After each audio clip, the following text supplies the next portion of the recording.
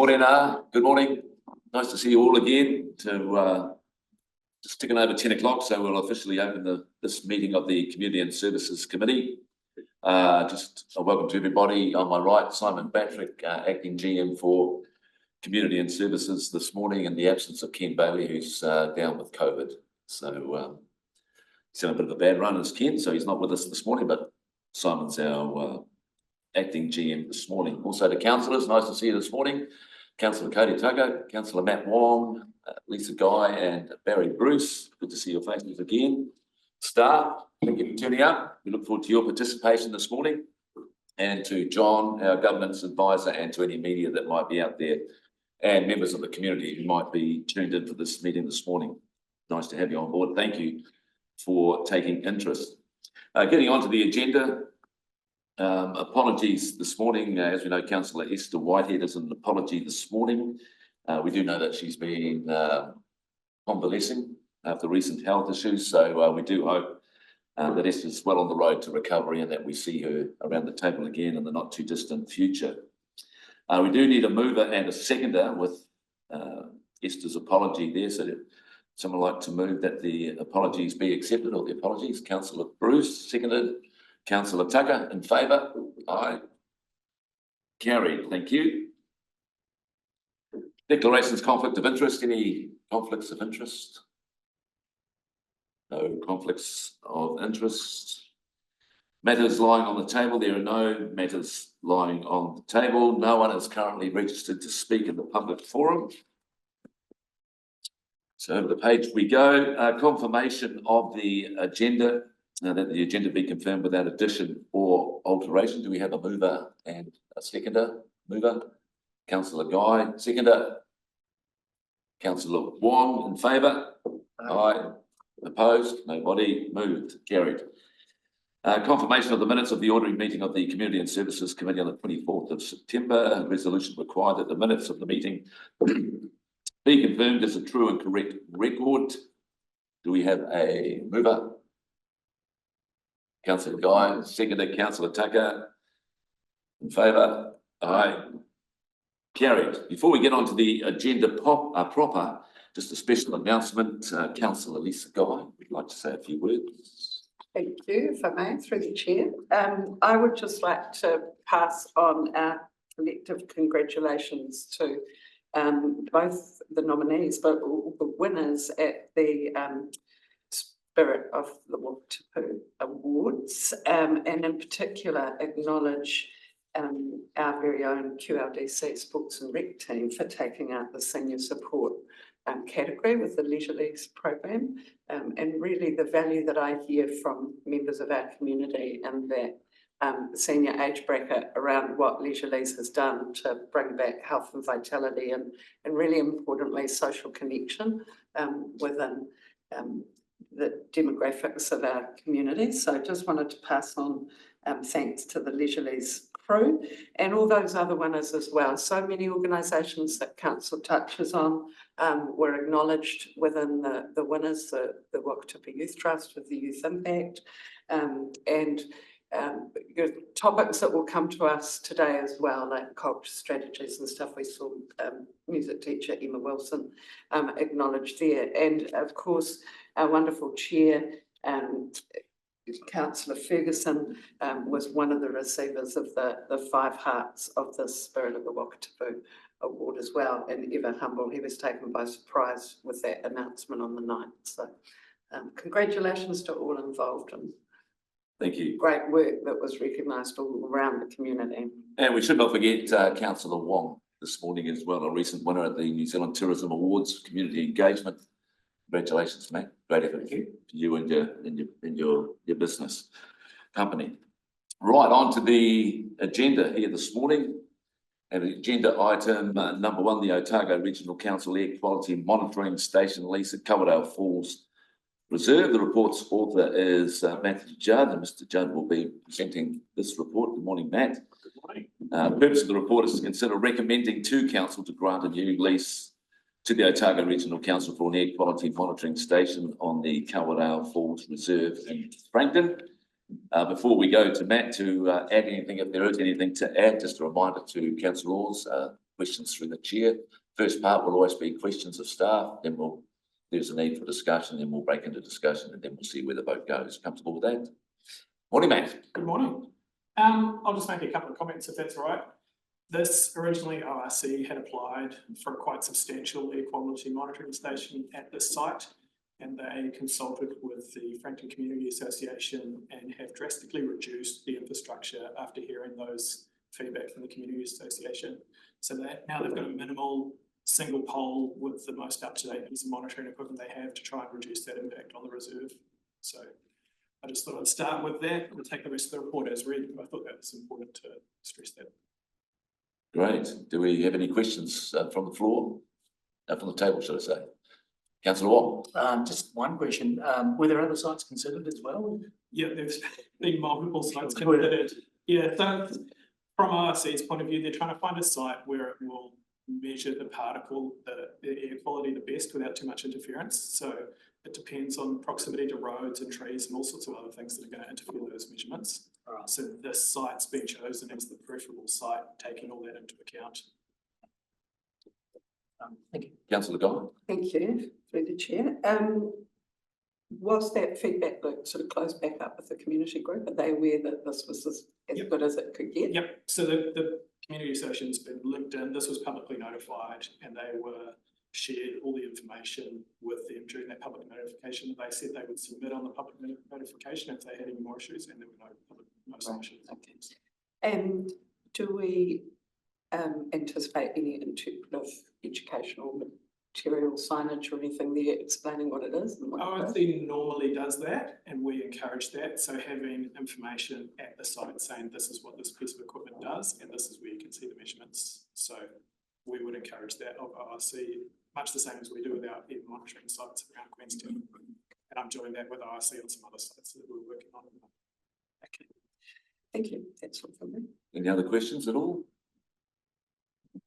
No more questions? Any discussion around the table? I just think it's great that the Community Association were consulted and they spoke and they've been listened to by the ORC. From my point of view, that's a very positive result. Any further discussion? Just know how much information it brings to the Arrowtown community and how it's really raised understanding of what's going on there. So I hope the same for these other communities, that it raises awareness about what the current state is and what we might be able to do to change things. Great. Happy to go to the vote? Yeah. Right, yeah, as we know, the resolution required is that the Community and Services Committee, 1, note the contents of this report. 2, recommend to Council to grant a new lease in accordance with section 54(1) of the Reserves Act 1977 to the Otago Regional Council over that particular lot, subject to the following terms and conditions which are noted. And 3, delegate remaining lease conditions and signing authority to the General Manager, Community and Services. Do we have a mover? Councillor Tucker, a seconder. Councillor Guy, all those in favour? Aye. Opposed? Carried. Thank you, Matt. Well, yeah, on to item number 2. Once again, Matt's still with us. The Arrowtown Village Association Civil Defence Storage Lease in Jack Reed Park. Matt's presenting the report again. The purpose of the report is to consider recommending to Council to grant a new lease over reserve land to the Arrowtown Village Association for storage of civil defence equipment on Jack Reed Park. 1, that we note the contents of the report, grant the new lease that's been put out in front of us, and 3, delegate remaining lease conditions and signing authority to the General Manager, Community Services. Anything you'd like to add to the report, Matt? I'll take this one as read. Thank you. Any questions from councillors? Any discussion? Right. I just know the AVA are keen for us to sign this off. So they can get on. I'm not going to delay anything another minute. I think all communities should be, looking after their own resilience and welfare, and this good step. I think all communities should take a lead from this. I'm sure some of them already have. Yeah, good game's a quick game. Rightio, do we have a mover? Councillor Guy, do we have a seconder? Councillor Bruce, all those in favour? Aye. Opposed? Carried. Thank you, Matt. Have a good day. or not. Right. Item number 3, the draft Te Taumata o Akitaki Kura Ben Limited to Tapanui Queenstown Hill Reserve Management Plan. The report's author is Sophie Craig, and Sophie's here. Good to see you again, Sophie, and Jeannie. Consider recommending, or the resolution requires that the Community and Services Committee note the contents of the report.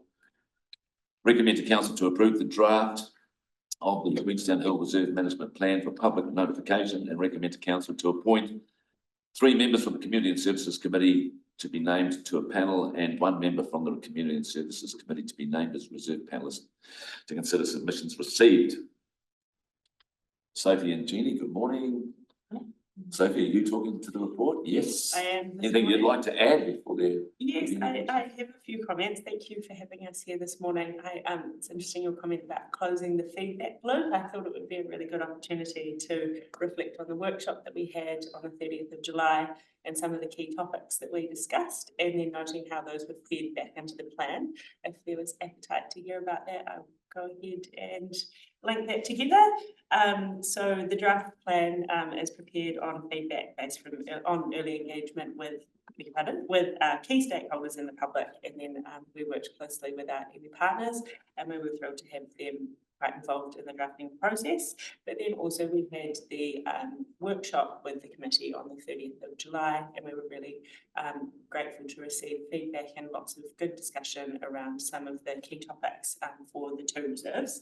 And you'll recall the 6 key topics were vegetation management, reserve access, opportunities for recreation areas or new recreation areas, extent of the recreation activities, new commercial activities, and helicopters. So just taking this opportunity to identify how your feedback in particular was fed back into the drafting of the policies around these areas.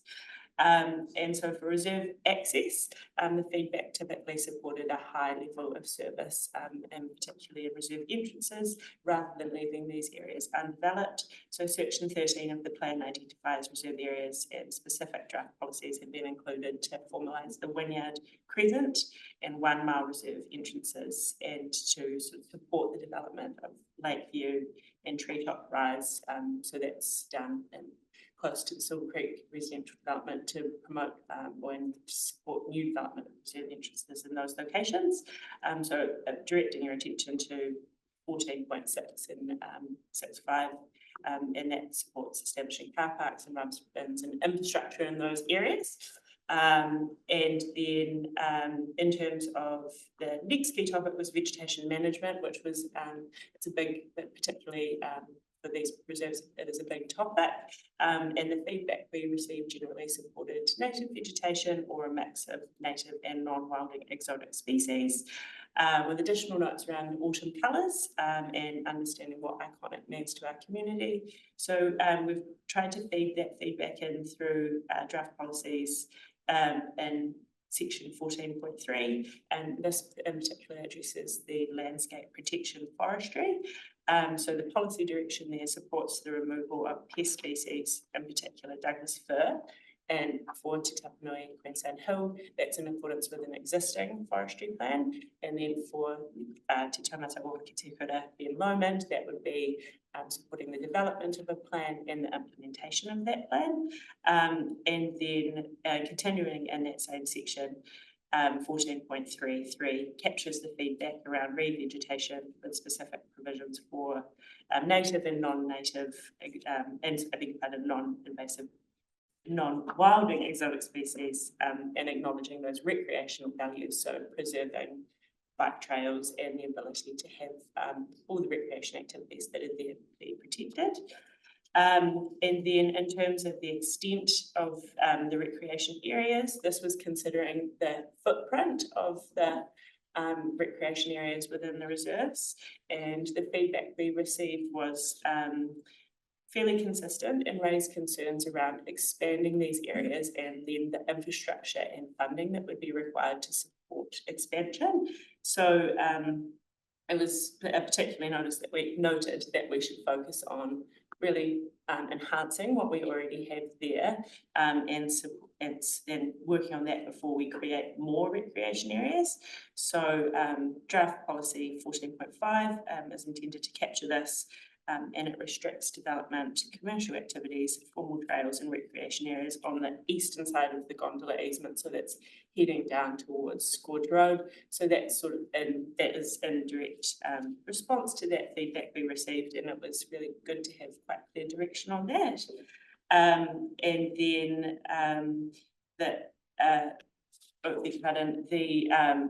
policy 14.66 supports this further by requiring development of a trails master plan for the reserve, so that we have a really clear plan for the trail network within the reserves, and formalising the areas that we already have. So that's how that's intended to be captured. And then the feedback regarding new commercial areas, which was the 5th topic that we addressed, was also generally supportive of maintaining the existing commercial footprint rather than encouraging expansion of that. Policies 14.51 and 14.52 intend to capture this across both reserves. So I feel like this is quite technical and specific with the policies, but just really trying to make it clear how that's been captured. That in the particular feedback around limiting commercial activities on Queenstown Hill and maintaining it as it is as a non-commercial recreation area has been captured. And then finally, it was quite a hot topic of discussion as well, was the helicopters, and the feedback from the committee was very consistent that we would maintain the existing settings. And so that's reflected in policy 15.5, which restricts helicopter landings to operational purposes. So that would be wild and conifer controls, tree removals, pest control, search and rescue, and fire control operations. So that just is the summary there of that workshop, and it was really good to have that engagement with sort of our initial key topics for the plan, and being able to feed that into the draft. So those were sort of all the comments I had, and we'd be happy to take questions around any of those topics or other parts of the plan. Thank you, Sophie. Any questions from councillors at all? Councillor Wong. Yeah, I'll give them credit. I've got notes. I may have, forgive me if I'm waffling too much. No, that's okay. So we'll start with helicopters because that's where you finished off. Yes. Does it imply that the likes of the helicopter line will no longer be able to land up the skyline under this policy? I think about the helicopter. The helicopter line, which commercially lands on the gondola, I think now. Right. Permitted now, but does that mean that will cease? Do you know So the history of gondola helicopter landings up there, sorry, the chair, if that's okay. Yes. Is there was a consent that was granted by the Environment Court for tourism, commercial tourism operations that would land on a helipad within the reserve. Mhm. That consent has lapsed, so that activity doesn't occur anymore. But there's probably helicopter activity associated with the rebuild. And so that would be covered under that resource consent. Okay, so no tourism activity as such, it's just operation. Currently, yes. Well, I'm not sure where to start. Let's start with commercial operators. And the reason I bring that up then is obviously there's some big players up on that mountain. It could get quite litigious, I'm sure, because they want to ensure that their operation is not reduced in any way, shape or form over summer. Obviously, last summer with the restrictions on the fire, or the criteria for the potential fire, they could have been restricted. That's going to happen again this summer, I assume. And in this draft proposal, is there any changes to accommodate the requests and some alternative options that the commercial operators up on the mountain have suggested to council? With the way the policy, so that's 14.3. You want to jump in? I was going to maybe answer that. Yeah. Sorry. Come on, David, good man. Absolutely, yeah, there's. Yeah, so I guess the answer to it, so what you're talking about is the Wi-Fi reserve, yeah. So that's a separate process from this. So this just does permitting what what's allowed and how the reserve's going to be managed. All right, okay. What's up with reserve closures is a separate process. Yeah. And that's being worked on now. So that doesn't sit within the management plan? No, it sits outside of that, yeah. Oh, that was easy. Yeah. So essentially, the policy 14.310 refers back to that policy, and so as David said, it's separate. So Okay. it's referred to, and we would just make the controls reflect it imports that policy. Right. In. Yeah. Okay, thank you. Thanks for that clarification. Thank you, David. Let me see. No, Well, I'm gonna park the commercial stuff on Ben Lomond, because that's obviously a different matter then. The only other thing is, traffic management, because we're proposing to increase the parking infrastructure there at Wynyard present. Has there been discussion with the traffic team about how they control speeds and traffic flows up on Wynyard present specifically?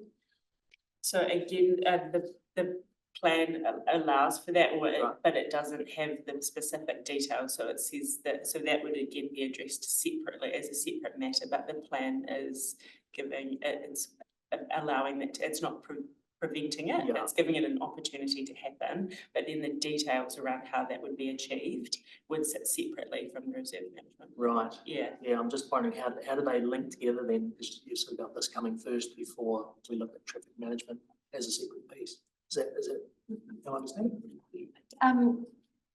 So this management plan is managing the activities on the reserve, and then I guess the associated nodes that go into that, and we wanting to recognise what is currently already happening in the absence of infrastructure as well. I think that's important to note that some of these developments are reactive to new activities within the reserve. So when you jump up, for example, and also the closure of the Brecon Street opportunity to park there while you access the reserve with the bike. So that's sort of displaced, if you like, the activity around when you're present.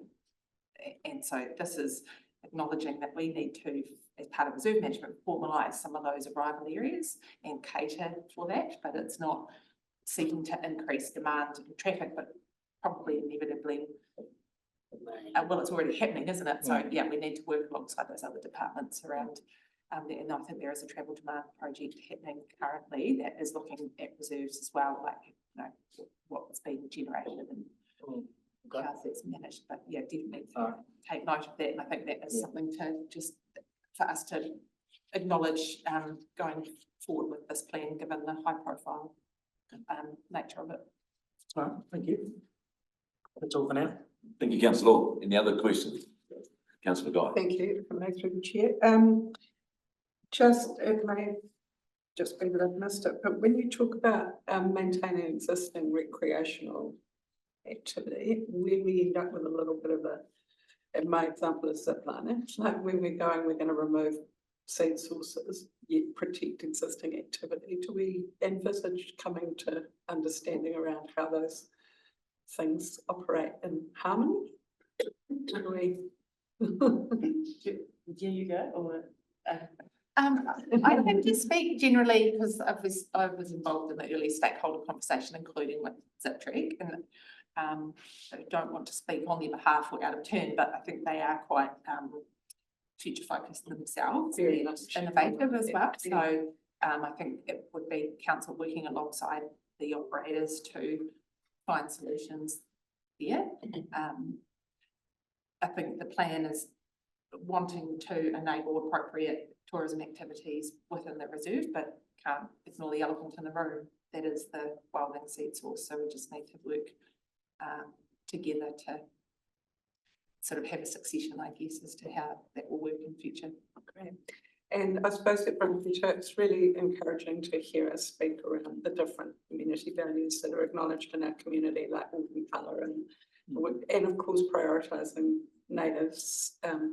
But another word that I hear a lot is sentinel trees and creating trees of significance that are noted around the district, and in a weird way, is that trees in some ways need to be tall as well, and then we have avenues and things. So just encouraging to note that those different amenity values are picked up when they're brought to our attention as well. So thank you. Thank you. Any other questions at all? Councillor Wong? Yeah, I missed one, sorry. Thank you, Chair. It's an easy one. When is the consultation period? So we've, it's scheduled to start on the 9th of December, and then we've noted in the report that it's 2.5 months, but it sort of deducts the 2 weeks of Christmas period, so it will be till the end of February. So just quite a generous period to make sure that everyone has opportunity outside that, you know, mayhem of Christmas, and we'll be doing a small amount of engagement before Christmas, but then largely it will be in the new year. Okay. Yeah, in terms of meetings and Yep. Right. Thank you. Thank you. Any more questions? No discussion? I'd just like to bring in the acting general manager. Actually, Simon, are you able to speak about the amount of work that staff have put into this and also the importance of this document? Thank you. Look, I think we can't underestimate how much work has gone in behind the scenes to get to this point. Obviously, these are iconic pieces of the Wakatipu Basin, and certainly are very much iconic and treasures, and we want to look at preserving those for the future. So, yeah, just a big thank you to you, Sophie, and Jeannie and Dave, for the work that you've done around this. And obviously, we're looking forward to receiving the public's feedback around the plan, and then working through what that means, I guess, for the future. So, just a big thank you. Thank you, Simon. Thank you. Right. No further discussion. Let's head to the vote. Our job this morning, resolution required that the names and panels. Oh, yes, of course, number 3. It would have got me at the end, John. We do need, as you can see down there in item number 3, we need to appoint 3 members from the Community and Services Committee to a panel and 1 member from the Community and Services Committee to be named on the bench. I do know that Barry is unable to be a part of it. Esther, we're not too sure, so it might just leave 4 of us. At this point, we All volunteers. Got volunteers. I guess I have to too. Okay, you want to go in the mix? Yeah. So we'll put the 4 in and we'll see out of the 4 who makes the See who's final still selection. standing. Last person standing. So you got that, John? Councillor Guy, Councillor Wong, Councillor Tucker, and Councillor Berg. That's our 4. Did you want to specify a reservist now, or just specify all 4 with 1 reserve? Maybe just all 4, and then we can see how Whatever. the dice lands later. Is that cool? Yeah. Happy with that? When is it? Do we know when it is? It'll be Closing after. in February, so I suspect there'll be quite a lot of interest in submissions and reasonably detailed submissions. So I'd say you're right. the latter half of next year. Oh, Yeah. right. just, Yeah. I am on leave in April if it falls there. I'll be on leave whenever it is. Can you schedule it for after October? It won't be before April. I'll do the hearings from India. Right, yeah, let's bring a little bit of order back. Okay, so resolution required that the Community and Services Committee note the contents of the report. Recommend to Council to approve the draft Te Tamata o Hakitakura, Ben Lomond and Te Tapanui Queenstown Hill Reserve Management Plan for public notification in accordance with the Reserves Act, and recommend to Council to appoint 3 members from the Community and Services Committee to the panel, and 1 member from the Community and Services Committee as a reserve panelist. Those councillors have been identified as 4. Out of that, they'll decide who goes to the big game. To hear and consider submissions received, subject to Council approving the draft Reserve Management Plan for public notification. Do we have a mover? Councillor Wong, seconder. Councillor Bruce, in favour? Aye. Opposed? Carried. Thank you, staff. Thank you for your work.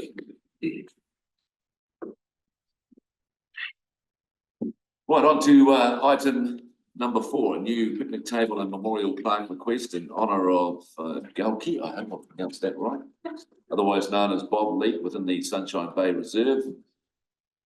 Tarzi is the Parks Officer, Cemeteries and Heritage, joining us this morning. Nice to see you again, Tarzi.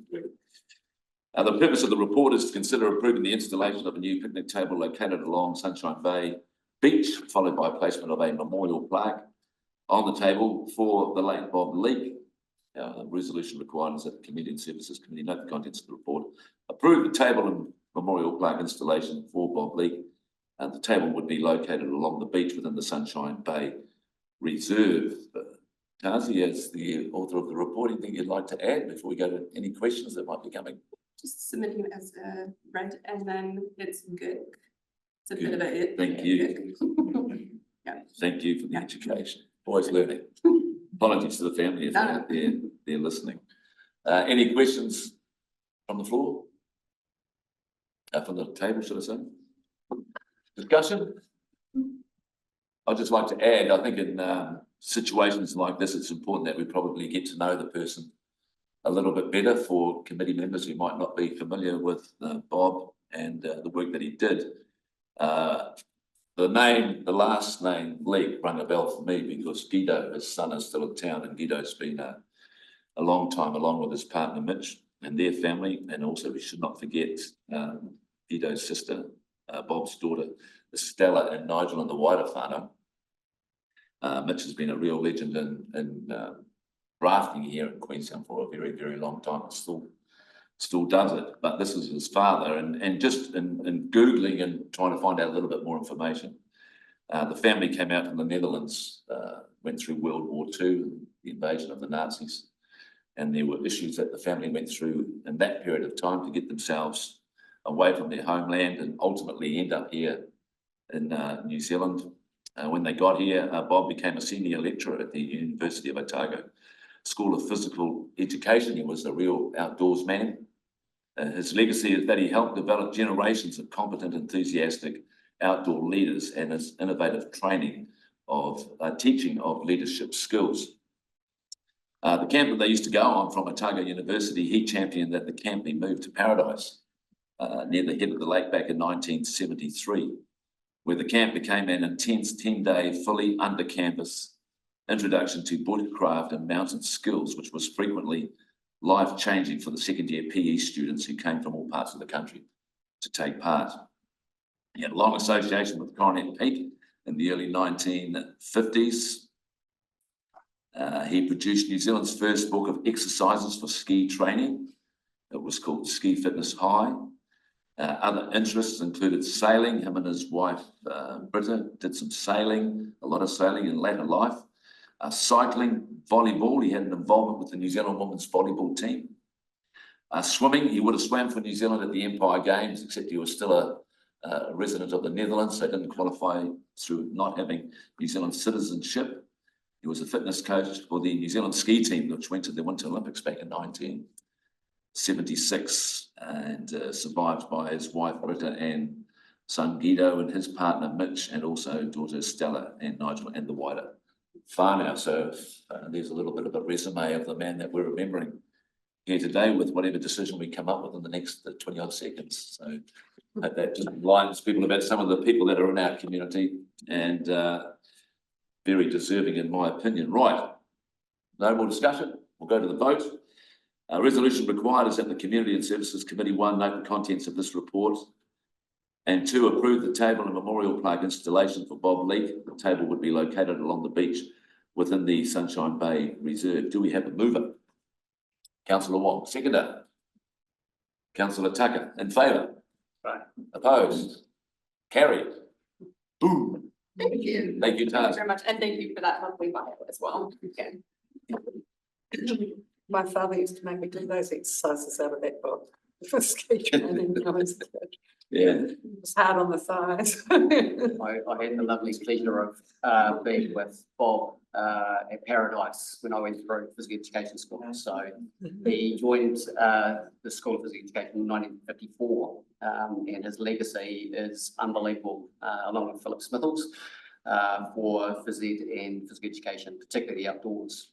He is an absolute legend. I do remember quite vividly a scene when we were at the Paradise. We were about to cross a river, and he literally picked up a person, his big bang, picked up a person and just threw him into the river with his pack on to learn how to float down the river with his pack on, right? So, you know, his was very much a very strong leadership style around things, but certainly, yeah, a very good memorial and a good way of recognising him.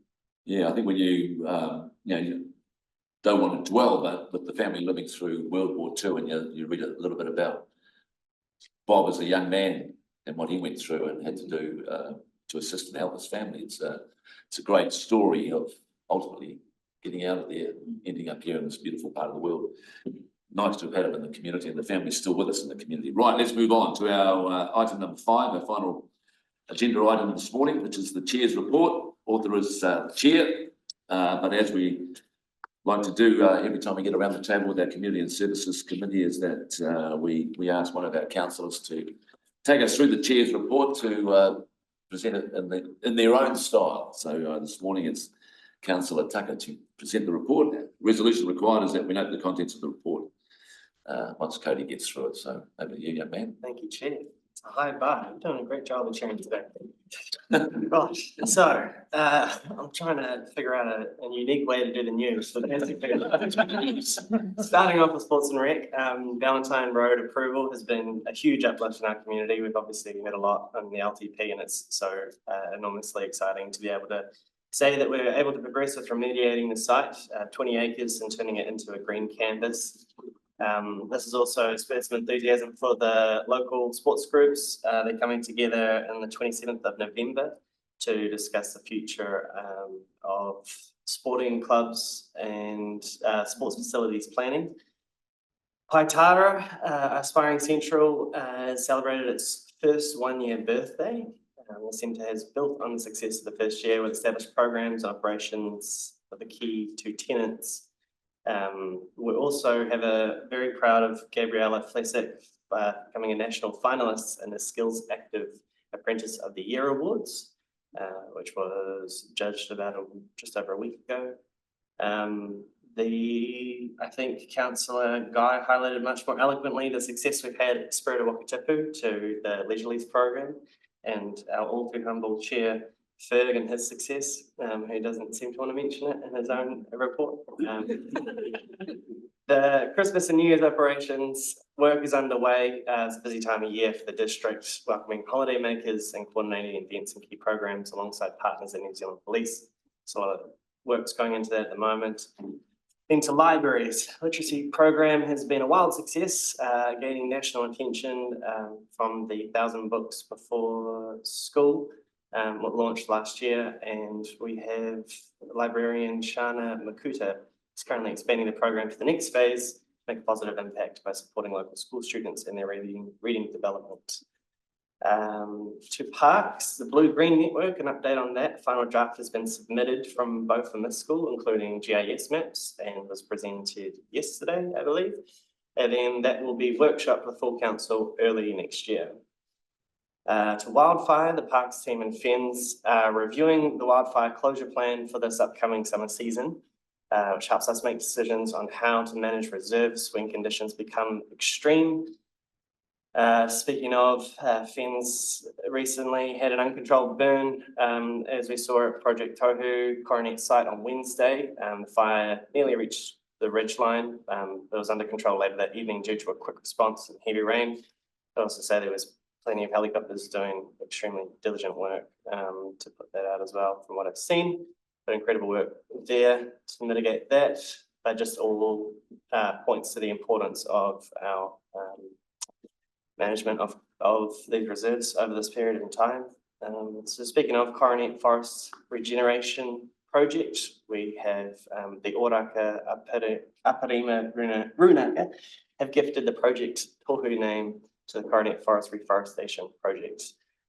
Project Tohu illustration represents our 3 Ngāi Tahu tipuna and our commitment to supporting mana whenua as kaitiaki and safeguarding their taonga and the treasures of Papatuanaku, Earth Mother, for future generations. So Tohu is a guide, a sign, a marker that signifies a truth.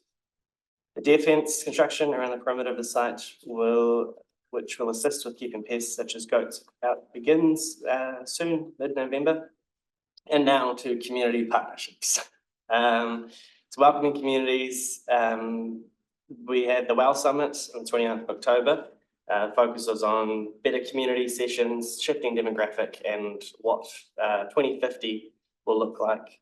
We had the Day of the Dead in Wanaka celebration with the Mexican and Latino community, which I've heard nothing but rave reviews about, as well as the Diwali celebration, which equally had huge community praise.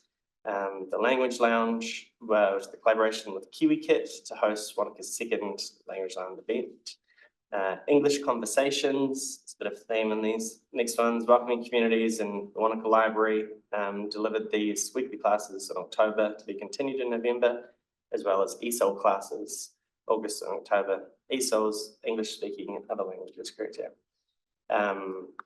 In August, and it was well attended, and it's an extraordinarily important thing to fill the gap in services identified. It's a lot of what we've picked up in the nuance of the Welcoming Communities plans is the barrier to language and the importance of each community's sort of matriarch tends to be. Funding workshops have been held in Wanaka and Queenstown and online. I've helped connect a few community groups to these, and they've been massively helpful to understanding the sort of public sector and how to move forward with future things. So I know these have been well attended. We're also collaborating with health improvement practitioner and health coach to provide outreach and wellbeing sessions to seniors in care homes. First engagement at Live in Care Home on the 4th of November, and providing seniors with information on nutrition, sleep hygiene, stress management, and how to access HIPS and health coach free services. Summer days have a rainbow run, 5K that I think is happening next Friday in Wanaka. And the first Summer Days Picnic in the Park series is on the 27th, where you can see us at the community board there for your usual civic engagement in the park, which is a nice way to keep in touch with your local councillors and representatives. The regional heritage partners hui increased collaboration and heritage planning with groups across the district supporting delivery of key heritage actions in the creativity, culture and heritage strategy. And that's taking place in Cadrona on the 21st of November. Lastly, we have responsible camping implementation plan. As some in the community may know, on the 22nd of September, the High Court declared Council's decision to adopt the bylaw was invalid. The bylaw enforcement has been paused. The work program and key work streams have been established in order to, including legal, policy, regulatory, responsible camping, parks, roads and communications. Basically, we are still rolling out the Summit Ambassador program. We're updating signs and communications, some operational changes, key messages focusing on sustainable camping practices, encouraging campers to make the Te promise and promoting local campsites. And that is your news for the community services. What's to do the weather? Yeah. Could I ask a question to the chair's report, if I may, please, through the chair? Thanks. A couple of questions, I suppose, came out of those items from things people have asked around recent events. One is around fire season for the summer. Like, are we in an open or closed fire season, and when do those kind of levers trigger? If I could ask Dave, or how we get that word out. And you might be able to address the second question in the same vein, because it's along an education piece as well. River and water safety over the summer with our camping ambassadors, noting how quickly conditions change, and just keeping an eye out for washouts of bridges and trails and roads in light of recent events, but also just that education piece of. It's great to see in Arrowtown. I think the Loot have picked up. They're going to do an article on river safety because the Arrow's so high. We've had a couple of very near misses with, particularly with family pets, running into full rivers and getting caught in willow roots, and then people jumping in to try and save the pets. So, What we'll do is we'll just bring Dave up. We'll get the first question asked. Just to ask the first question, Lisa. Yeah. Fire season education, are we in an open or closed season, and how do we get word out? And then water education over summer, is that something the ambassadors could help us with? So just keep in mind that the responsibility of fire education sits with FENS. I mean, that's overarching because they're the statutory agency for that. So we can probably our comms team will just link on the back of that and just motor through that. So that's but we haven't planned any wider comms because that's within, but we'll do some comms around our reserves.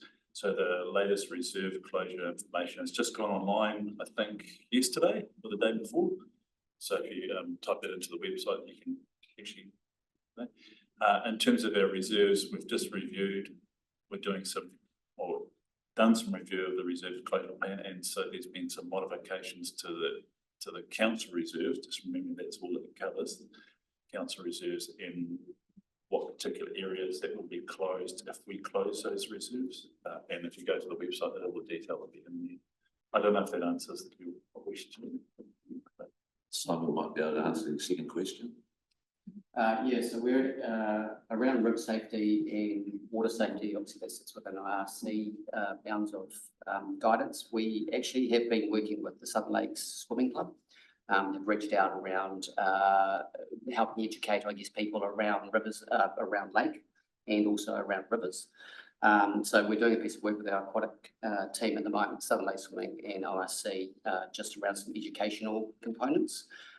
We will be trying to provide that information through to the summer investors as well as part of their ongoing pack of information that they're helping educate our visit to our region. We are very conscious, of course, of the water safety around the rivers, particularly considering the issues we had in the incident we had in Glenorchy. But essentially, it still sits with ORC as the responsible body, but we will assist and educate where we can. Yeah, I'm just conscious that we just need to clear that we're not trying to divert our responsibilities off to other agencies, but that's where the responsibility sits. We just link onto the back of that in time with them. Yeah. Isn't it? Thank you. Thank you. More questions? No? Councillor Tucker, thank you for the report this morning. As you can see, that there's a lot going on in the community and services space, which keeps councillors busy. So thank you for the work that you all do in your communities. We know it keeps staff busy as well. So thank you for the work that you do and behind the scenes as well. And we'll move on to signing off the last item, shall we? That the Community and Services Committee, note the contents of this report. Do we have a mover? Councillor Tucker, seconder. Councillor Guy, in favour? Aye. Opposed? Carried. Thank you, councillors. Thank you, John. Thank you, staff. Thank you, Sullivan. Meeting closed at 12 to 11.